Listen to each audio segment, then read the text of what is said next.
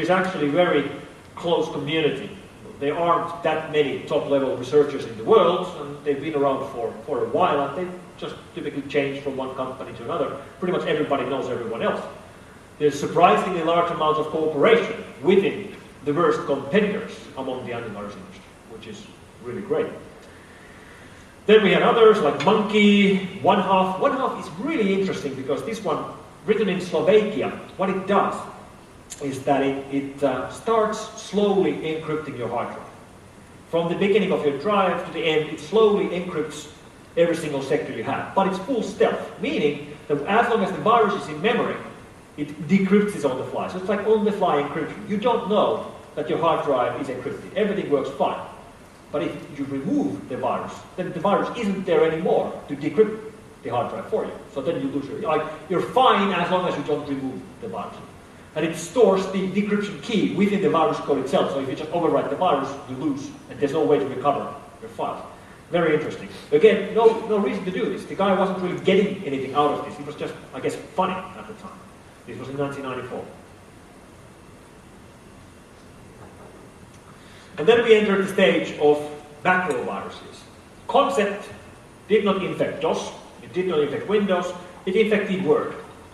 So Word, at the time, with Word 95, had support for macros. Basically, you have a document file which would run a VBA, Visual Basic for Application, script when you open up the document. Well, guess what? Of course, somebody wrote a virus which would infect your doc file, and when you gave that doc file to someone else and they opened it, it would infect all the other doc files he had. And when he gives some of those to someone else, it continues spreading. And these became very, very big problem very, very quickly. They became the biggest problem we had for 2 to 3 years. We only got rid of macroviruses when Office 97 came out and Microsoft broke the VBA macro language. They broke backwards compatibility on purpose to get rid of the problem. And we got rid of the problem. So that's actually a good example on how you can get rid of viruses when you change their environment. LaRue was a similar virus. This one was infecting Excel files. And LaRue was nasty because it would do data labeling. It would modify the contents of your sheets. So when you're working with numbers in Excel, you do small errors. Change just a tiny amount, just a small change there. Just add 1% in that number. Deduct 1% from that number. Which means you don't notice that your numbers are wrong. And you keep using the wrong data. And you keep backing up the wrong data. Then when you realize your data is wrong, you realize it's been wrong for months, and you realize that all your backups are wrong as well. And you don't know when it started, you don't know which is modified and which is not. Very nasty cases. Boza, a Windows binary virus at the time, which would display a message. This is the equivalent of what we used to see in the DOS days, except this was a Windows virus showing a Windows prompt like this, naming the gang behind it and their nicknames. This was an Australian virus running gang. And we started to see more and more of these gang, like underground groups, running viruses for fame, competing with other underground groups. Again, there was no money involved. These guys were just doing it for fame. And they were really active in putting out their own magazines and putting out lots of viruses, trying to be the first gang to write the first Windows virus, the first 32-bit virus, the first virus for HP 48 calculators, whatever. Try to break new ground. Multiple virus, which you would know you were infected because your Windows would look like this. And then we saw Remote Explorer, which was the first backdoor inside a virus we ever saw, so it gave backdoor access to your infected Windows box. Happy 99, this is the first email outbreak. It's called Happy 99 because it told you Happy New Year 1999. It was spreading so in 1998 and early 1999. And this is the first email outbreak ever. We entered the email worm era and we stayed in the email worm era from here all the way until, well, 2000 something. The email worms are no longer the major problem, but they were the biggest problem for a number of years, for at least 7 years. And there were so many different email worms at the time spreading around, but the best known was probably this one, Melissa, which was actually a combination of a Word macrovirus and an email worm. So it would take one of your own document files, infect the document file, and email it to people listed in your address book.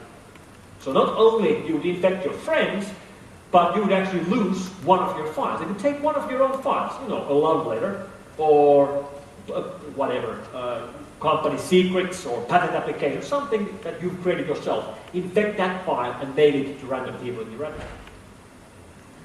Now, why email worms were so successful? Because there's an element of trust in email. If my machine gets infected, email worms would send themselves to everybody listed in my address book. And people listed in my address book know me. They know who I am. They trust me, at least some of them trust me, right? So, for example, I would send an infected email to my brother. And my brother gets an email from me and he's like, okay, Mikko sent something. What's this? There's an attachment. I'm going to open up the attachment. It's probably something funny because Mikko sent it. And if Mikko didn't send it, Mikko's machine is infected. So this trust really helped email worms to go around. So how did we get rid of email worms? Well, we changed the environment. Today, if I would try to send an exe attachment via email to all of you, I'm guessing nobody would get it.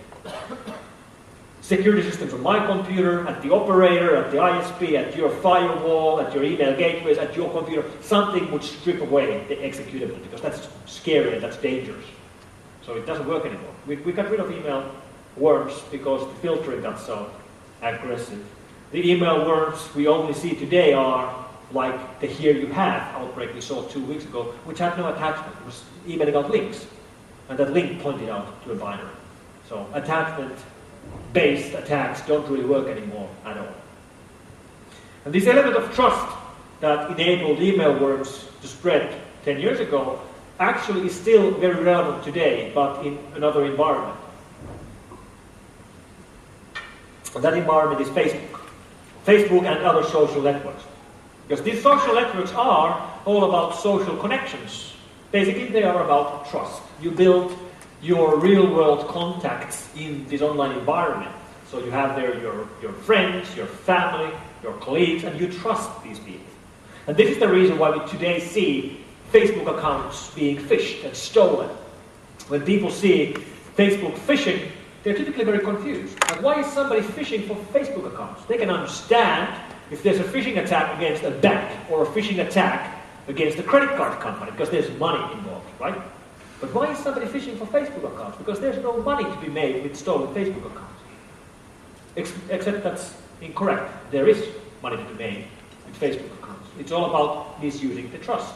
So, if my Facebook account is stolen, which is actually very hard to do because I don't have a Facebook account, but let's say I would, and it would be stolen. The reason why they would steal it and what they would do with the account is that they would send emails to my contacts, or not emails, but Facebook messages or wall posts. Hi everybody, check out this cool link. And my brother would see that message, thinks it's coming from me because it looks like it's coming from me. Oh, that's probably something funny, I'm going to click on that link. And the link goes outside of Facebook to some website which has an exploit which takes over my brother's computer and misuses the computer to make money out of it. So the trust element is still very much relevant. No longer in email, now on the web, especially the social web. Melissa was very famous, but so was Love Letter. In fact, when Melissa was still bringing around, we were really interested in the background of the name. There was this story that Melissa was named after a stripper from Las Vegas. And at the time, I tried to get budget to go and research that. I never could make it go through. So. But then we found Love Letter, which was a year later. And both of these were massive cases at the time, very large outbreaks, very big media cases as well. These were all over the news because they were so large.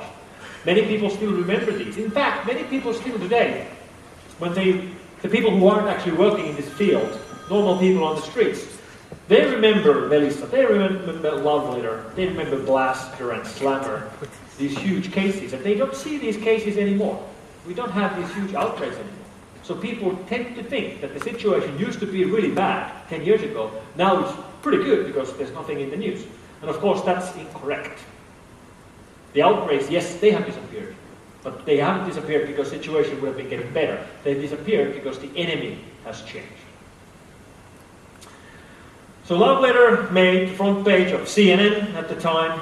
In fact, I love it. Here's my quote from CNN in 1999.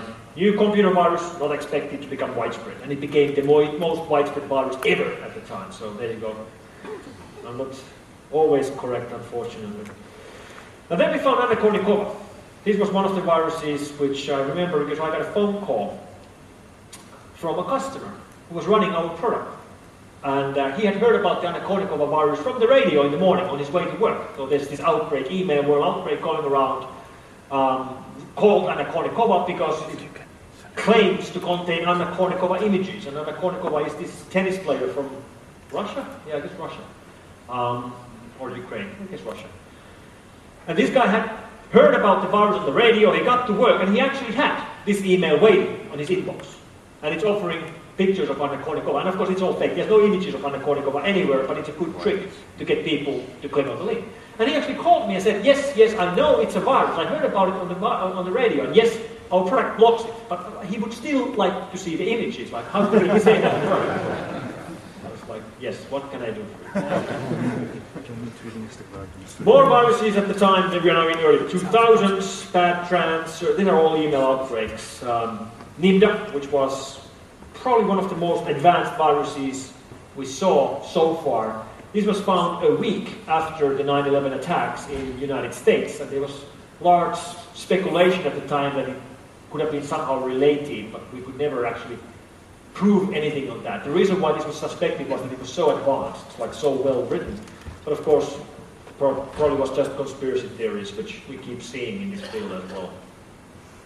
Claes, Buckbeer, MyMail, email spreading viruses, and some of these are very clever, like Swen. Because Swen was spreading itself in emails where it claimed that it's coming from Microsoft. And this actually looks pretty cool. This is 2003, so Microsoft updates didn't really exist at the time. You would actually go manually and download updates, like executable files from Microsoft.com yourself. There was no way to automate it for an end user. So you would send emails which claim to be coming from Microsoft, warns you about September cumulative patch, which patches problems with IE. Does this sound familiar to anybody? We're still doing this 7 years later. The funny part is that when it infects computers, it keeps sending these messages, but it always updates this. So for example, if you would run Swen today, it would actually send out emails warning you about the September 2010 update. So it would always be talking about the current updates, making it fairly credible. And this was actually a big problem at the time as well. And then we started to see web worms, internet worms spreading directly between computers. So no email involved, no user interaction involved.